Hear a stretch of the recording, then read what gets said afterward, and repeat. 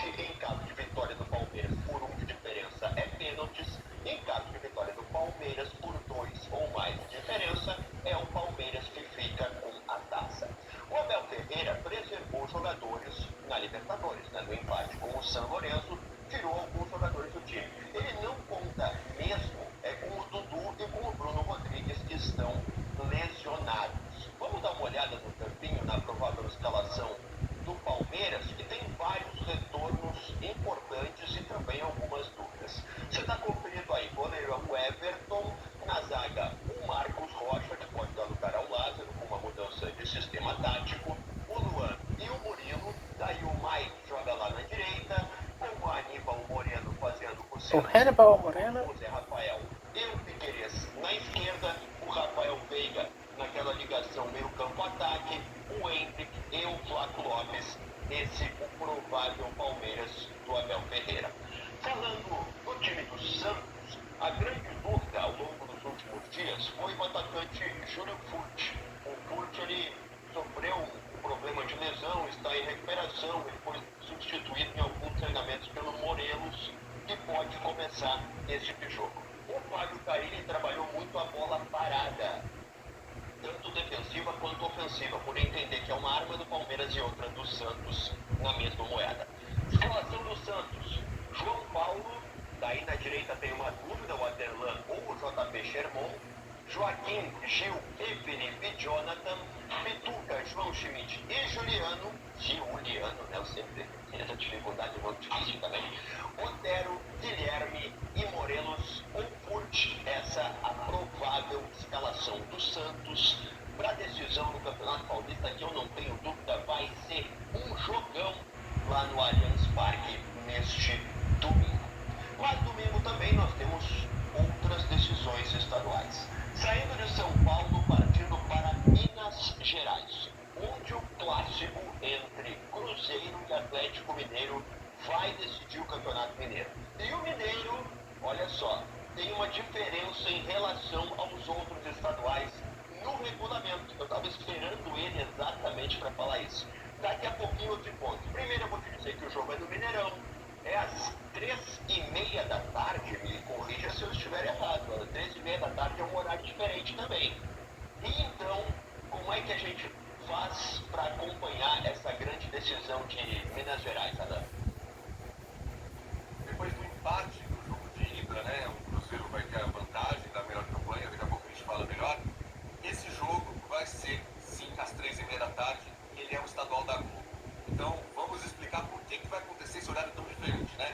Transmissões, TV Globo Minas Gerais, quem estiver em Minas vai poder acompanhar o clássico desse título estadual, Sport TV e Premier para todo o Brasil.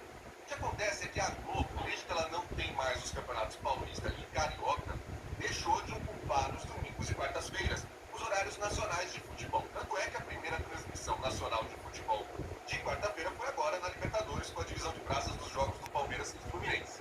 Então, como não tem mais essa janela de transmissão nacional, o que ela faz é abrir um espaço na grade nos sábados para que as emissoras possam transmitir os seus regionais. Quem ainda tem estadual?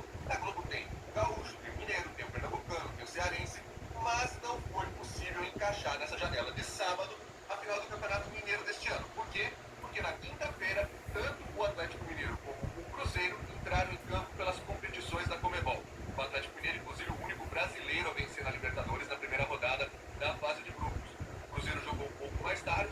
Pelo regulamento, não se pode jogar com menos de 66 horas de intervalo entre uma partida e outra. Por isso, como os jogos deles foram na quinta-feira, não dá para ser no sábado junto com os demais. Então, como a Globo, a gente sabe, é uma emissora que tem uma grade engessada, tem o programa do grupo, tem ali uma necessidade de audiência, de entrar no ar no horário certo, não dá para fazer o jogo também às 4, que é o horário tradicional da Globo de domingo, ou 4h30, que no sábado é o horário tradicional dos campeonatos estaduais. Então sobrou encaixar para as 3h30 da tarde, e é por isso que a gente vai ter esse horário diferente para saber quem é o campeão mineiro. O campeão mineiro vai ser decidido da seguinte forma: o regulamento é diferente. O Cruzeiro tem o benefício de ter a melhor campanha no geral da competição. Depois do empate por 2-2 no jogo de ida, um novo empate dá o título ao Cruzeiro. Quem vencer fica com a taça, se empatar dá Cruzeiro, ou seja, zero chance de termos pênaltis no Mineirão. Vamos falar primeiro do Cruzeiro, então, que é mandante desse jogo, porque o Cruzeiro empatou pela Sul-Americana, o seu jogo e preservou alguns titulares, né, contra a Universidade Católica do Equador. O técnico Nicolas Lacarmon não conta com o Bilu, o Japa e o Veron. O trio está se recuperando de lesão. Vamos dar uma olhada na provável escalação do Cruzeiro, chamar para a tela o nosso campinho, para a gente falar um pouco melhor dessa equipe que começa a tentar conquistar o título estadual que não vem há bastante tempo. Rafael Cabral no gol, João Marcelo, Zé Ivaldo e Lucas Silva ali atrás na zaga. Nós temos ainda o William com o Lucas Romero, o Matheus Vital e o Marlon, o Matheus Pereira fazendo a ligação com o Arthur Gomes e o goleador Dineno. Dineno! Money! Dineno! Dineno que gosta de dinheiro. Dineno. Venceu com autoridade, sapegou 4-1 em cima do Caracas e azar, com grande atuação do Hulk e do Paulinho principalmente. Essa goleada não teve todos os titulares em campo, alguns foram preservados. A busca pelo 5º título consecutivo em Minas Gerais dá ao time do Gabriel Nito essa provável escalação que você já está vendo na tela. Everson é o goleiro, Gemerson, Maurício Lemos e Bruno Fux, o trio de defesa, o Alisson como batalha, o Zaratio e o Arana no meio de campo, claro que o Alisson e o Arana são alas, né? O Igor Gomes fazendo aquela ligação esperta com a dupla de ataque que é qualificada demais, formada pelo Paulinho e o Hulk. Esse estadual de Minas Gerais, o time grandão já estava esperando ansiosamente para explicar o regulamento dele. Ainda no domingo, vamos para o Rio de Janeiro. Eu diria, Alan, que o Rio de Janeiro é o campeonato mais decidido de todos, porque a primeira partida foi 3-0 para o Flamengo, que agora joga em casa contra o Nova Iguaçu. A partida do Maracanã, às 5 horas da tarde. Para assistir esse jogo, já que praticamente não tem mais ingresso, está tudo comercializado, tudo vendido, como é que o torcedor vai fazer para comprar aquela cervejinha esperta, para já começar a organizar aquele churrasquinho que começa meio tarde para comer vendo o jogo? Compra, né? Fica lá assistindo numa boa partida de Flamengo e Nova Iguaçu. Esse jogo vai ter transmissão da Band para todo o Brasil em TV aberta, então qualquer lugar do Brasil você vai poder acompanhar. O Band Esportes é uma outra opção em TV paga, é uma outra transmissão, eles não vão só retransmitir a Band. E tem também o canal Gold, que vem transmitindo todo o Campeonato Carioca. Então são 3 opções para você de transmissões diferentes nesse domingo às 5 da tarde. Nova Iguaçu, que é uma equipe que vem com uma grande surpresa nesse campeonato, não conseguiu impor isso no jogo de ida, acabou perdendo por 3-0, ou seja, é um campeonato realmente dessas finais todas que a gente está falando até agora, que parece mais decidido, não tem muita chance de o Nova Iguaçu conseguir reverter para cima do Flamengo. O torcedor, é claro, a esperança sempre vai ser a última que vai morrer, não tem jeito. O torcedor fica até bravo se a gente fala, né, esse campeonato está decidido, não sei o quê. Até o próprio flamenguista pode ficar bravo, porque pode achar que está querendo zicar o Flamengo, mas a grande realidade é que o Flamengo é um time muito bem montado, é um time que vem performando muito bem, embora essa semana na Libertadores aquela história de um time que não toma gol tenha ficado um pouco de lado com o gol que eles tomaram do Milionários da Colômbia jogando a mais, né? Então é uma fatora para a gente entender como é que o Flamengo vai reagir depois dessa estreia na Libertadores. Lembrando que o jogo de ida, Nova Iguaçu e Flamengo, tinha sido realizado no sábado por causa da estreia do Flamengo na terça-feira na Libertadores. Mesma questão lá das 66 horas entre um jogo e outro. Como não há esse problema para a segunda rodada, o Flamengo será o jogo da Globo na próxima quarta-feira, então está liberado, o jogo vai ser no domingo às 5 da tarde. O que me chama a atenção é que dessa vez eles vão para o confronto Band e Record com os campeonatos estaduais. No ano passado, a final entre Palmeiras e Água Santa foi às 4 da tarde na Record e o Fla-Flu, né, o Fluminense foi campeão, na Band foi às 6 da tarde, dava para assistir os dois. Dessa vez o Flamengo vai começar às 5 e o segundo tempo ainda vai pegar o primeiro de Palmeiras e Santos. Então, claro que não em São Paulo e no Rio de Janeiro, mas há outras partes do Brasil que a briga pela audiência pode ser bacana, onde tiver uma torcida mais dividida entre paulistas e cariocas. Quem tem a ganhar com isso é sempre o telespectador, né? Porque quando tem esse debatezinho de quem é que vai abraçar abraçar maior audiência, a qualidade da transmissão tende sempre a subir. Ou não. Vamos falar do Flamengo então, porque o De La Cruz é uma boa notícia para o torcedor flamenguista, porque ele está de volta depois de alguns problemas de virose que ele teve. O lateral direito Wesley, normalmente a reserva, está lesionado.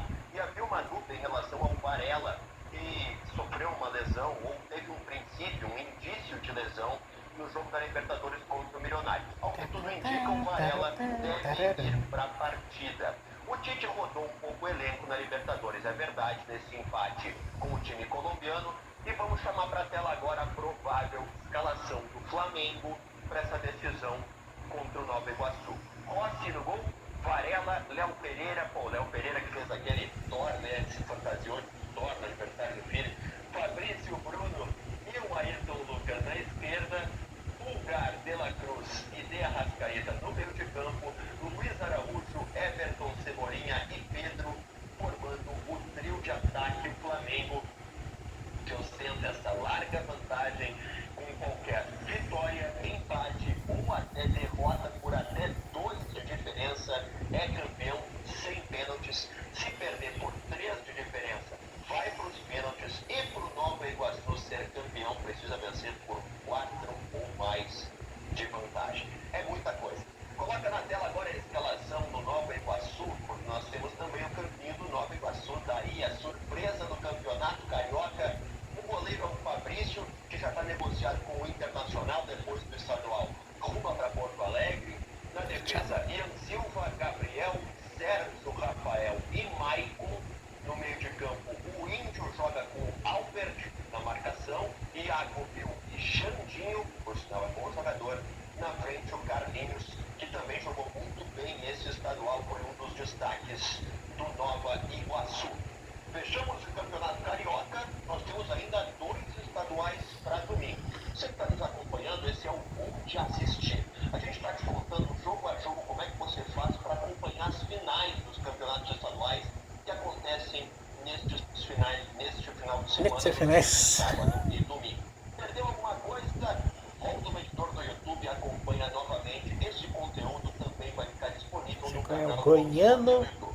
e o Baiano. Te inscreve agora mesmo, deixa o teu like, que é muito importante, e ativa o sininho de notificações, porque a programação do canal Globo Esporte no YouTube é sensacional. E com o sininho de notificações ativado, você não perde